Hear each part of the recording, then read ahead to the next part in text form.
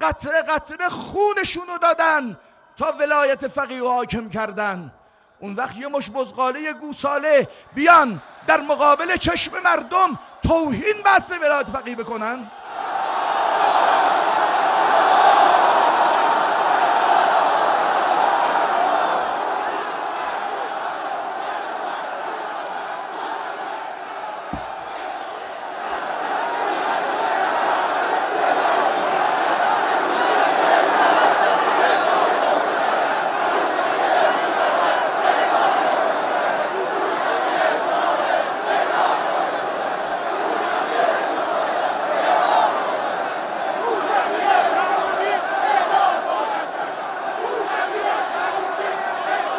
کلمه سوم، برادران و خواهران،